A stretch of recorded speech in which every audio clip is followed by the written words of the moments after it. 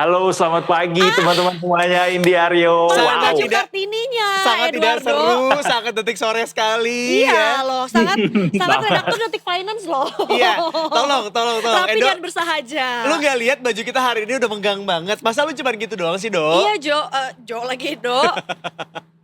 Tuh lihat nih ya. Gue dengan Chris, kebaya ancing saatnya gue kamu yang untuk berwarna bermain. menyala. Kita berdiri dulu supaya bisa terlihat juga sama Edo betapa hari ini kita sangat prima sekali dengan baju kita. Tuh, Do.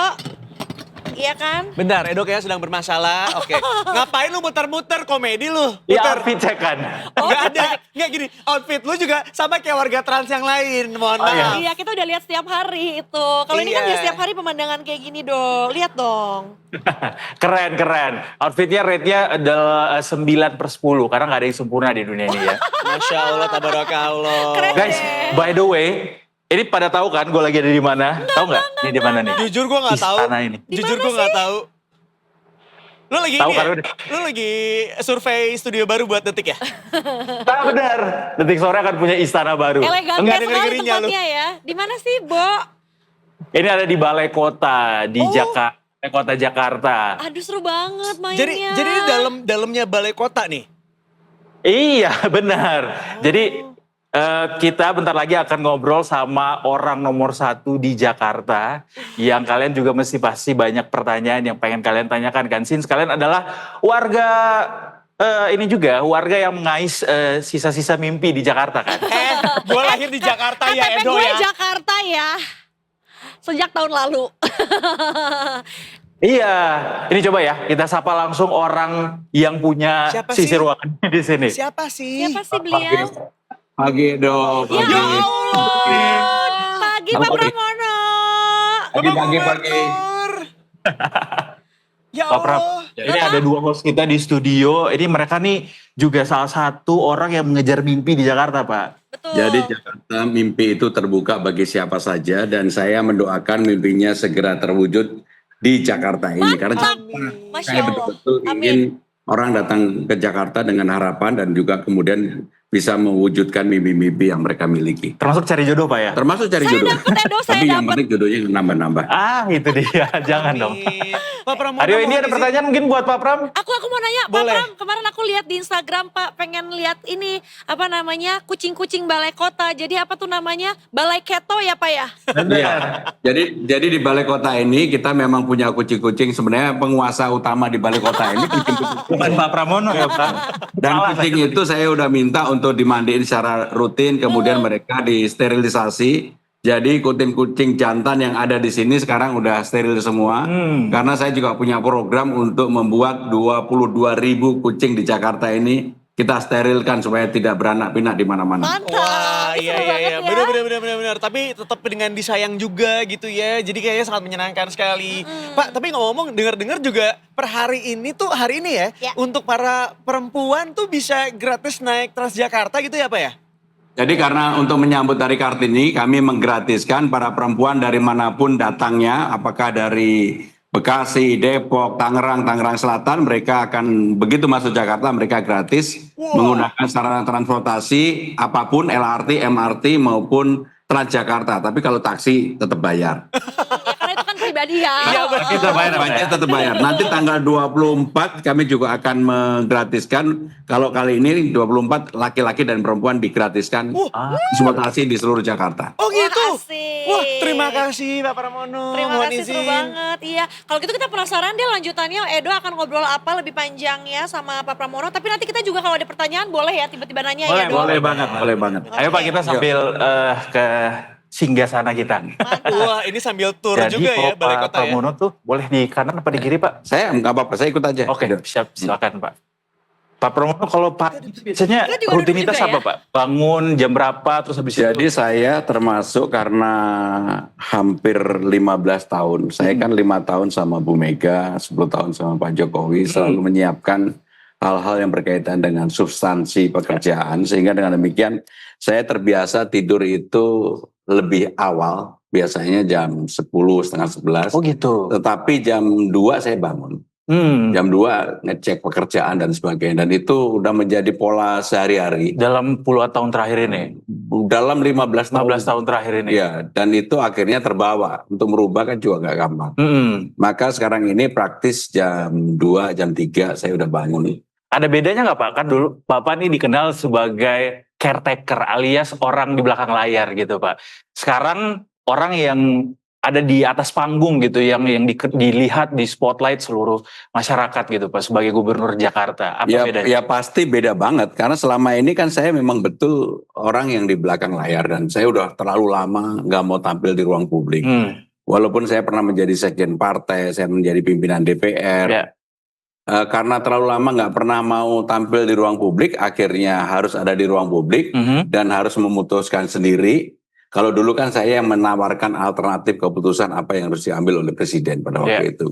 Sekarang kan kita harus mutusin sendiri. Dan ya karena pengalaman panjang, saya pernah menjadi pimpinan DPR, saya pernah menjadi menteri 2 periode dan seterusnya, sangat membantu saya di dalam mengambil keputusan. Jadi nggak sulit beradaptasi. Maka kalau dilihat selama kampanye atau sosialisasi yang lalu, saya praktis nggak pernah menjanjikan atau mengkampanyekan sesuatu yang berlebihan, sesuatu yang real yang bisa dilakukan dengan cepat. Dan alhamdulillah ternyata rakyat Jakarta ini atau pemilih Jakarta ini adalah pemilih yang sangat rasional.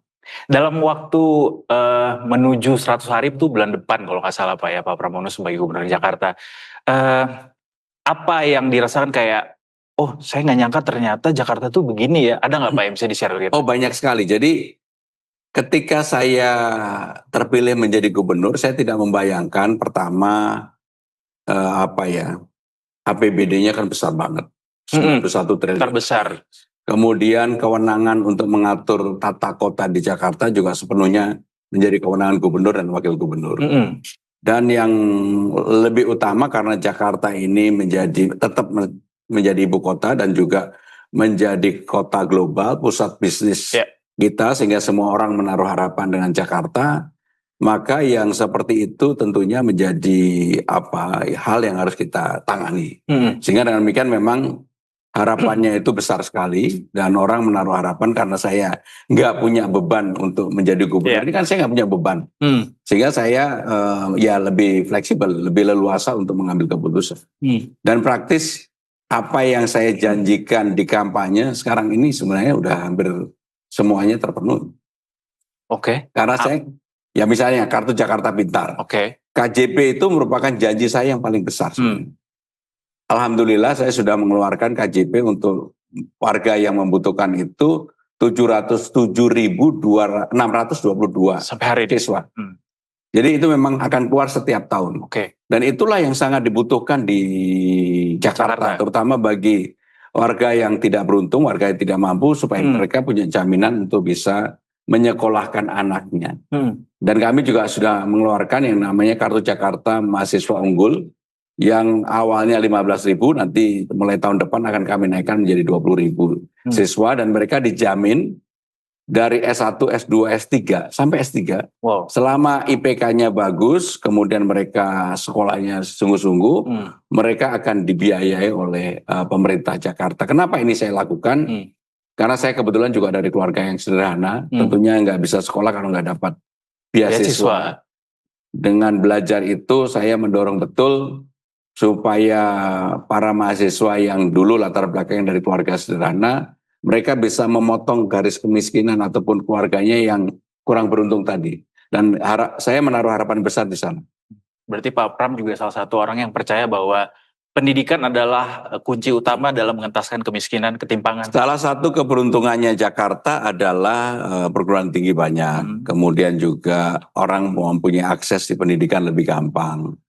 Baik tingkat SD, SMP, SLTA-nya juga lebih terbuka dan punya APBD yang besar. Iya, punya APBD yang besar. Mudah-mudahan ini akan menjadi harapan dan juga sekaligus bisa menyelesaikan persoalan pendidikan yang ada di Jakarta. Iya. Dan kalau dilihat-lihat rekam jejak Pak Pram selama menjabat sebagai Gubernur Jakarta dalam kurang dari 100 hari ini, Pak Pram juga cukup concern gitu terkait isu ekonomi, Pak. Termasuk juga mengevaluasi BUMD di Jakarta. Itu apa yang Pak Pram dapatkan laporannya sehingga ada rencana evaluasi dan evaluasi seperti apa yang ingin dilakukan, Pak? Ya paling gampang memberikan contoh adalah Bank DKI. Ketika saya baru masuk, kemudian ada peristiwa kebocoran data dan sebagainya. Dan ini ternyata bukan yang pertama, ini sudah 3 kali dalam waktu yang pendek. Beberapa. Sehingga dengan demikian saya memutuskan kemudian direktur IT-nya kami bebas tugaskan. Dan kami memberikan kepercayaan kepada direktur utama untuk merangkap itu. Dan sekaligus saya sudah meminta untuk Bank DKI ini dipersiapkan untuk IPO. Karena saya berkeyakinan bahwa badan usaha milik daerah yang sehat kalau dia bisa IPO dan pengawasannya dilakukan oleh publik. Kenapa ini saya lakukan? Saya punya pengalaman ketika membantu Presiden Megawati pada waktu itu, mergernya Bank Mandiri, dan sekarang kan Mandiri menjadi salah satu bank yang terbesar. Dan belajar dari itu, kalau ini bisa dikelola secara profesional, saya meyakini bahwa ini akan menjadi harapan. Dan maka untuk itu dalam rapat paripurna yang ada di DKI, saya mengatakan bahwa untuk Bank DKI ini saya akan melakukan rebranding. Rebranding itu bukan hanya merubah nama, bukan, tetapi yang paling utama dan terutama manajerialnya menjadi lebih baik, lebih transparan, lebih terbuka, dipersiapkan untuk menjadi IPO. Dan yang paling penting adalah apa yang menjadi aturan main yang ada di OJK ya harus dipenuhi. Harus comply semua. Harus comply dan tidak lagi diperbolehkan di Bank DKI ini tempat penitipan orang untuk jabatan apakah itu direksi atau komisaris, sepenuhnya profesional. Sebelumnya kerap kali dilakukan. Ya, saya nggak mau menuduh orang, tapi menurut saya tidak profesional dan sekarang sepenuhnya profesional. Oke. Seberapa dekat kita bisa menantikan Bank DKI bisa melantai di bursa saham berarti, Pak? Ya, harapan saya sebenarnya akhir tahun mudah-mudahan bisa. Akhir tahun ini? Akhir tahun. Sebab gini, saya kebetulan secara detail mengikuti bagaimana performa Bank DKI. Saya pelajari bukunya. Asetnya mengalami penurunan, keuntungannya mengalami penurunan. Apalagi kemudian kemarin ada kebocoran data. Dan di situ memperkuat keyakinan saya bahwa IPO itu harus segera dilakukan. Tapi memang untuk IPO itu kan harus pasarnya juga siap. Betul. Jangan sampai kita IPO pasarnya lagi nggak bagus. Under value gitu, Pak. Kalau sekarang kan kebetulan lagi under value kan semua saham juga mengalami penurunan. Sehingga dengan demikian timingnya sangat ditentukan oleh kondisi pasar. Tetapi saya sudah minta dipersiapkan dari sekarang. Dan harapannya by the end of the year bisa? Yang paling penting 6 bulan ini udah harus siap. Oke.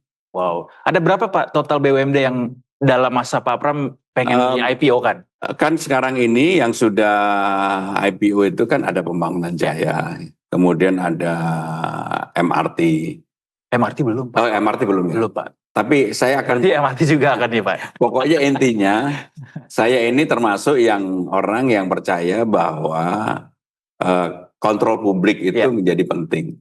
Dan salah satu hal yang sebenarnya size-nya menurut saya adalah besar, misalnya tentang Pasar Jaya. Membawai 152 pasar. Secara value kan gede banget. Tetapi bukunya nggak pernah bagus gitu. Terus kemudian Food Estate Cipinang.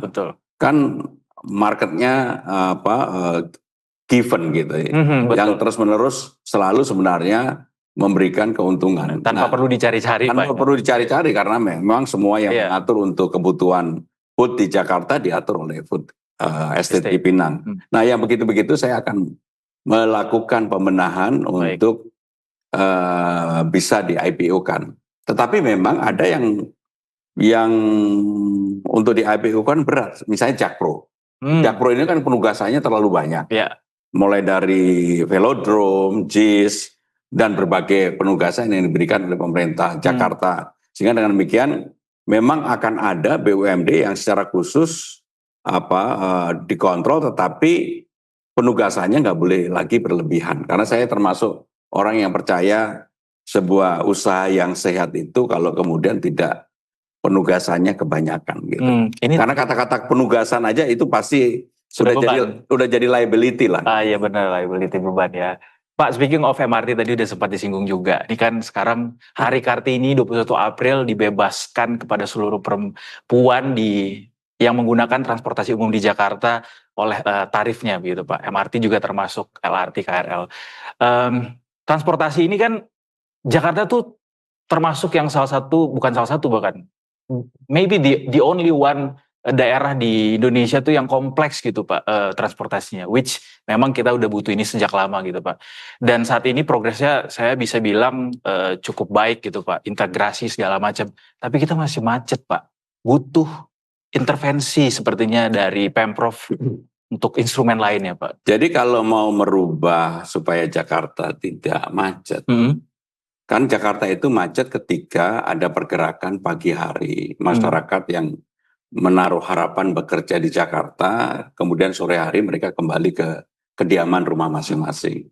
Pergerakan itu antara 3,5 sampai dengan 4 juta. Dan kebanyakan mereka masih merasa nyaman menggunakan kendaraan pribadi, apakah itu motor, mobil, dan sebagainya. Maka kemudian pelan-pelan kami akan merubah ini. Salah satu hal yang sudah diputuskan adalah untuk 15 golongan, dan nantinya bukan hanya orang yang tinggal di Jakarta, orang yang tinggal di luar Jakarta pun kami akan melakukan subsidi kalau nanti misalnya lah ERP-nya sudah bisa dijalankan. Karena kalau mau mengatasi kemacetan nggak mungkin kalau kemudian habit ataupun behavior masyarakat yang masih senang menggunakan kendaraan pribadi itu dibiarkan aja. Maka harus dirubah.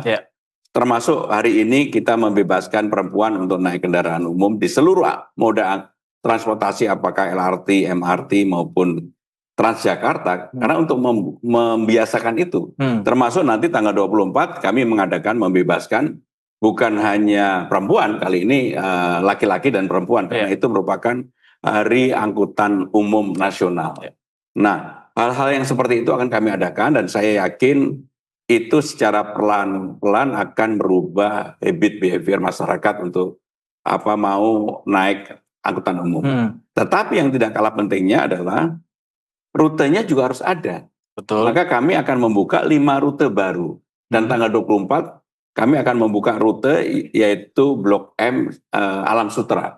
Ini Transjakarta Pak ya? Transjakarta. Nanti akan menjadi Trans Jabodetabek. Oke. Karena nggak bisa lagi hanya menjadi Transjakarta. Karena kalau berarti namanya berganti Pak? Pelan-pelan akan berganti. Karena saya berkeyakinan nggak mungkin menyelesaikan persoalan kemacetan di Jakarta hanya membenahi Jakarta. Harus juga ikut membenahi di luar daerah Jakarta. Sekitarnya. Termasuk Jaklingko, nanti tidak hanya di dalam Jakarta. Sebenarnya kebutuhan Jaklingko yang paling utama itu di luar Jakarta. Misalnya saya tinggal di Bekasi, Bang. Kalau saya ada Jaklingko, begitu keluar rumah, saya naik Jaklingko ke satu tempat yang ada LRT-nya, MRT-nya, atau Transjakartanya, Trans Jabodetabek tadi, maka dengan demikian fungsi dari Jaklingko memang benar-benar mengintegrasikan transportasi yang ada di dalam Jakarta dan di luar Jakarta. Daerah penyangganya. Berarti Jaklingko, Transjakarta itu akan diperluas trayeknya? Akan diperluas. Dan tahun ini akan ada 5 rute baru. Untuk Transjakarta? Transjakarta. Nantinya menjadi Trans Jabodetabek. Trans Jabodetabek. Yang jelas pokoknya dari Jakarta menghubungkan Depok, Jakarta menghubungkan Bekasi, menghubungkan Tangerang, Tangerang Selatan, dan juga saben area yang ada di Jakarta. Iya ya. Meski Pak Pram bicara soal kemacetan kan kita nggak cukup hanya dengan instrumen itu aja Pak ya. Saya tadi bicara soal instrumen tuh kayak kebijakan-kebijakan dari Pemprov DKI gitu Pak, kayak aturan ERP nih sekarang juga. ERP juga belum jalan nih sampai sekarang Pak. Saya termasuk yang pada saatnya, tapi nanti kami akan berkonsultasi terlebih dahulu dengan pemerintah pusat, dengan Kementerian Perhubungan, tentunya juga minta izin kepada Presiden apakah ini diizinkan untuk ERP itu dilakukan. Karena tidak ada di negara-negara maju yang infrastruktur publiknya seperti Jakarta itu kemudian bisa menyelesaikan persoalan kemacetan kalau kendaraan itu dibebaskan. Kita belajar dari apa yang terjadi di New York, di London, di Singapura yang paling dekat. Betul. Dengan ERP itu memang akan membatasi orang menggunakan kendaraan pribadi. Sehingga dengan demikian mereka akan beralih menggunakan transportasi publik yang relatif di Jakarta dibandingkan, mohon maaf, bukan apa-apa, dibandingkan dengan seluruh daerah di Indonesia. Sebenarnya infrastruktur transportasi di Jakarta sekarang udah jauh lebih baik. Ya. Dan untuk itu maka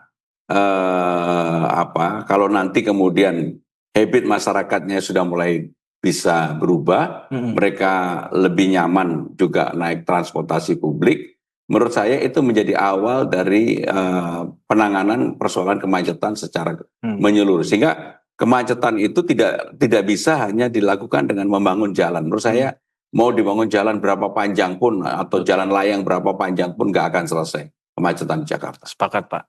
Jadi mungkin nggak Pak nanti misalnya tarif parkir akan lebih mahal lagi untuk kendaraan Jadi pribadi? tarif parkir itu sudah 17 tahun tidak pernah naik.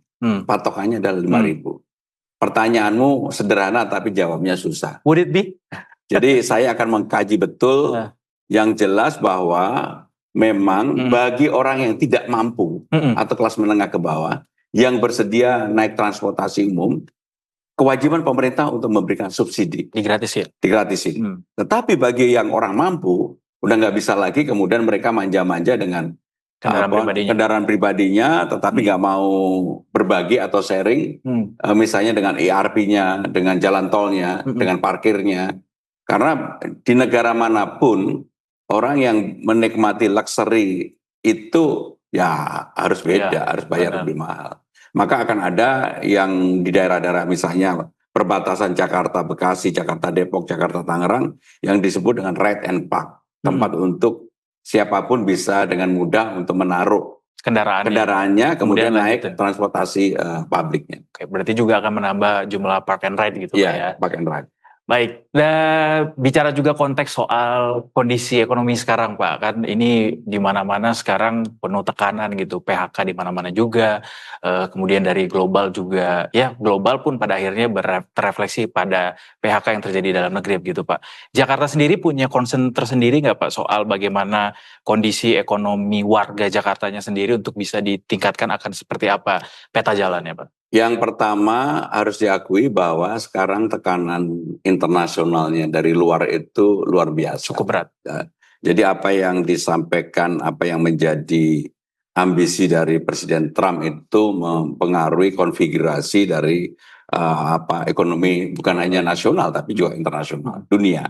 Dan untuk itu Indonesia harus bisa juga membuat terobosan. Nah, Jakarta sebagai kota global dan kota utama di sektor ekonomi, kan harus diakui revenue terbesar itu ada di Jakarta, baik itu pajak dan sebagainya ada di Jakarta. Maka apa yang kami lakukan, saya mengatakan bahwa Jakarta tetap terbuka bagi siapa saja. Kami tidak melakukan operasi justisia, kami akan membuka kesempatan lowongan kepada siapapun untuk mengadu nasib di Jakarta, karena saya termasuk yang mengadu nasib di Jakarta. Untuk itu maka job fair kami adakan. Pelatihan-pelatihan diadakan di kecamatan dan di kelurahan. Kami sudah mengadakan job fair beberapa kali dan antusiasmenya luar biasa. Banget Pak. Dan itulah merefleksikan memang ada kebutuhan pekerjaan bukan hanya orang yang ada di Jakarta tetapi juga di luar Jakarta. Bahkan dalam waktu hari-hari ini kebetulan nanti kami akan rapat khusus mengenai PPSU, Pasukan Orange dan Damkar yang sedang membuka pendaftaran untuk baru dan syaratnya untuk PPSU hanya SD, yang penting bisa baca tulis. Itu antusiasmenya luar biasa. PPSU gajinya berapa sekarang Pak? Di atas UMR. Di atas UMR? Di atas UMR. Baik. Luar biasa. Sehingga dengan demikian apa yang bisa dilakukan oleh pemerintah Jakarta, maka saya akan mengatur secara transparan. Nggak boleh lagi seperti yang kemarin-kemarin yang disebut dengan adanya ordal orang dalam, diatur di kelurahan, dan enggak. Sekarang keputusan sepenuhnya ada di pusat. Baik. Sehingga dengan demikian kriteria untuk penilaiannya kami lakukan. Termasuk yang saya kaget adalah Damkar ya. Saya ini kaget banget. Terus terang apresiasi publik terhadap Damkar ini luar biasa. Tinggi, Bahkan minggu lalu terjadi dan saya mengalami sendiri, wali kota Jakarta Selatan kontak ada ibu-ibu yang mau melahirkan, minta izin perutnya untuk dielus sama Damkar. Anggota Damkar. Sama Damkar. Dan saya kirim dan setelah ketemu dengan anggota Damkar melahirkannya lancar. Maka di minggu ini saya akan mengundang damkar DKI yang juara dunia Oke. di Singapura kemarin. Oke. Saya pengen mendengarkan dari mereka dan tentunya belajar bagaimana mereka bisa begitu luar biasanya mendapatkan simpati publik yang menurut saya ya, dan saya cek sendiri, sekarang ini hampir semuanya kalah sama damkar. Jadi mau ngopi nilai-nilai damkar nih Pak ya? Ya misalnya lah ATM macet, damkar yang dicari. Betul. Suami istri berantem, damkar yang dicari. Dan kemudian ada warung, ada preman datang, damkar yang dicari. Itu menunjukkan kepercayaan kepada damkarnya tinggi banget. Dan terutama damkar Jakarta yang memang secara infrastruktur mereka sudah Cukup baik ya, sudah lebih baik daripada yang lain. Dan itu juga akan dinaikin gajinya para petugas damkar DKI Pak ya? nanti diumumkan pada waktu. Akan diumumkan pada waktunya. Kita coba tanya sama teman-teman di studio juga Pak Pram, ada pertanyaan gak nih guys? Aryo, Indi? Penasaran banget jujur ngomongin masalah JPO yang lagi rame. Karena aku tuh anaknya JPO banget nih. Mohon izin. Masa sih? Aku mau menyambung yang tadi dulu, boleh nggak sebentar? Boleh. Bapak, tadi kan boleh dielus sama damkar perutnya kalau ibu hamil. Aku kan lagi hamil juga, kalau aku mau dielus sama Bapak Pramono boleh nggak? Masya Siapa tahu insya Allah jadi Boleh calon banget, tapi pemimpin. suamimu nanti aku di sue sama suamimu nanti. Suami aku nanti yang fotoin Pak. Seru banget ya, Bapak mengabulkan ini loh. Keinginan warga Jakarta hanya untuk dielus damkar ya. Bener. Nah, Pak Pram boleh nggak dilusnya katanya di JPO aja. Supaya sampai bisa foto-foto. Karena JPO kita sekarang bagus-bagus. Bisa dipakai tempat kita tuh foto-foto buat Instagram. Iya bener ya, jadi ke Tapi Jakarta. JPO di Jakarta kami akan melakukan penyempurnaan, pembenahan, termasuk kemarin yang beberapa dicuri tangga-tangganya, anunya. Saya udah perintahkan nanti di JPO yang seperti itu kita pasang CCTV. Sehingga siapapun yang melakukan maka pasti akan ketahuan. Ya, jadi Iya. nggak berani-berani ya melakukan pengerusakan gitu. Jadi konon katanya Pak Pram selain akan menertibkan juga akan mempercantik JPO kita Pak. Karena jujur kita tuh anaknya emang butuh yang Instagramable Pak. Jadi kita butuh yang bisa kemudian diposting di Instagram Pak. betul. Sama TikTok. Iya. Supaya kita mainnya nggak ke mall-mall lagi. Yang jelas tahun ini mudah-mudahan akhir tahun ini kan saya akan menggabungkan 3 taman di Jakarta Selatan di dekat Blok M. Yaitu Lauser, Langsat sama Ayodhya dibuat bagus, totalnya menjadi 6,2 hektar dan mereka terhubungkan, tersambung dan itu akan menjadi beranda atau tampak depannya dari ASEAN, gedung ASEAN. Dan kalau itu dilakukan bisa di mana-mana Instagramable itu. Oh. Nah Pak pas banget karena saya kebiasaan Iya 24 makan. jam. Dan 24 jam. Wah Pak, saya tuh biasa makan ayam berkah kalau malam Pak. Jadi bisa sambil jalan abis itu nurunin makanannya Pak. Di Betul situ Pak. ada ayam berkah, ada juga bubur yang Bener. top banget tuh. Bener Bapak. Bapak tahu aja makanan enak Bapak. Bapak tuh suka diinterview ditanya kayak kambing top 3 Jakarta gitu-gitu tuh banyak hasanahnya Bapak. Apakah ini saatnya Bapak bikin konten juga 5 makanan top di Tapi Jakarta? memang bener loh, saya bener-bener orang yang tahu di lapangan kayak kambing paling enak di mana, Mbak? Buat saya ya, Pak Jono di anu itu enak banget tuh. Tuh, ya kambing muda Bapak bilang waktu itu juga ada ya. Kalibata. Pak, nasi goreng terenak di Jakarta. Nasi goreng paling enak buatan istri saya. Agak sulit ya itu dijangkau ya. Apakah ini pertanda kita akan diundang ke rumahnya Pak Benar-benar. Pram? Pak Pram, tadi ngomongin soal taman yang 24 jam juga, ini kan katanya salah satu upaya ya Pak, supaya menghindari tawuran gitu. Itu konsepnya nanti akan seperti apa Pak? Apakah beneran literally 24 hour akan boleh didatangi dan dimasukin sama siapa aja gitu Pak? Jadi sekarang ini ada 12 taman, 6 taman yang akan dibuka 24 hours. Di antaranya yang di Jakarta Pusat, Lapangan Banteng, Literasi, kemudian Menteng, Suropati Pak ya. Suropati. Tapi yang di selatan itu yang Ayodhya, Langsat, dan Lauser itu akan jadi satu. BKT juga akan kami buka 24 jam. Dan yang di Tebet nggak bisa dibuka 24 jam karena masyarakat nggak mau dibuka 24 jam. Nah, yang seperti itu kami juga menghargai. I Mereka see. maunya sampai jam 10 malam. Maka untuk Tebet itu apa? Taman Tebet Eco Park. Eco Park akan kami buka sampai jam 10 malam. Tapi fasilitas di Eco Park sudah diperbaiki dan menurut saya Eco Park akan menjadi salah satu taman yang oke lah. Iya. Nah, termasuk Kalijodo yang kemarin sempat perlu renovasi, segera kita renovasi. Sehingga tempat yang dulu menjadi haram jadah, tempat sekarang yang bisa kita bermain-main. jadi di sana. berkah Pak ya. Termasuk main padel bisa di sana lah. Wow. Itu nge-war Pak sewa lapangannya. Ya tolong ditertibkan Pak, itu juga yang menjadi apa namanya maklar-maklarnya ya. Pak, tapi ngomongin Jakarta yang semakin cantik ya. Kemarin Bapak gimana nih Pak komentarnya melihat ada perempuan-perempuan berkebaya dalam rangka Hari Kartini juga ya terlihat mempercantik CFD gitu Pak. Jadi inilah menunjukkan bahwa Jakarta sekarang semakin colorful ya. Dan hari ini selain untuk warga ASN di Balai Kota, saya menggratiskan siapapun perempuan yang mau punya SIM A dan SIM C di Balai Kota hari ini gratis. Waduh. Termasuk wartawan. Jadi kalau wartawan mau datang ke Balai Kota hari ini gratis tuh. Bapak, kita termasuknya ke dalam wartawan Pak. Jadi mungkin Rela wartawan. Tapi kalau yang laki-laki gak gratis. Bapak, Khusus tapi perempuan, saya Aryo. Bapak, tapi saya pecinta perempuan, nggak bisa juga Pak. Nggak bisa masuk lewat jalur itu ya. Nggak bisa ya. Ya mohon izin Edo, tetap berusaha saya sama anaknya.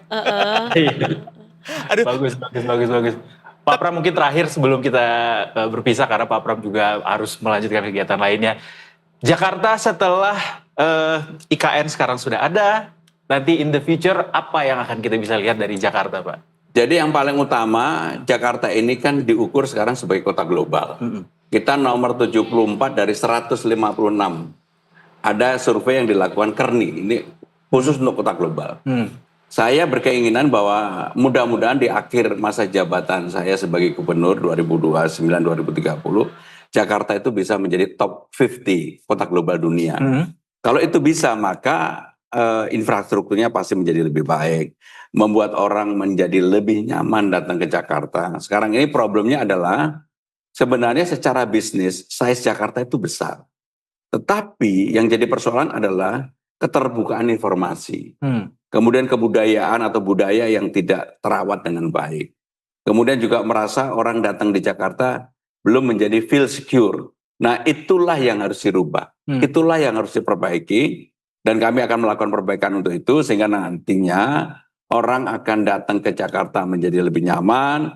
Sebagai pusat bisnis di Indonesia, Jakarta juga infrastrukturnya menjadi lebih siap. Dan SDM-nya bisa bertarung bukan hanya di Jakarta saja. Tentu. Bisa bertarung di global.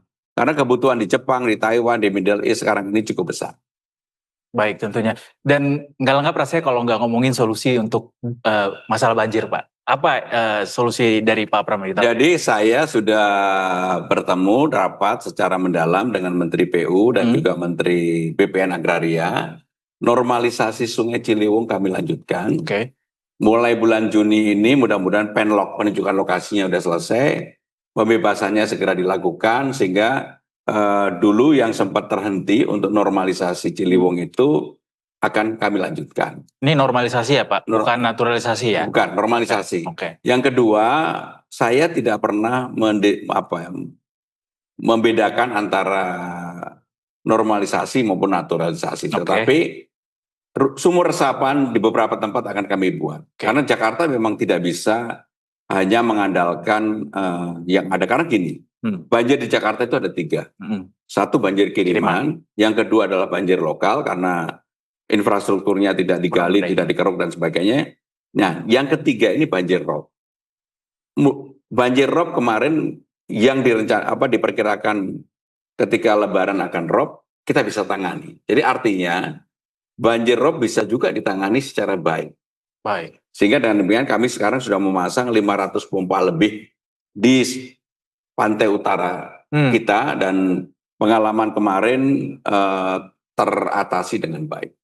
Baik, Pramono Anung Gubernur DKI, masih DKI. Masih DKI Pak ya? Karena perpresnya belum ditandatangani Presiden. Baik, Gubernur DKI Jakarta Pak Pramono Anung, terima kasih banyak. Terima kasih. Sudah bergabung dengan Detik Pagi Pak.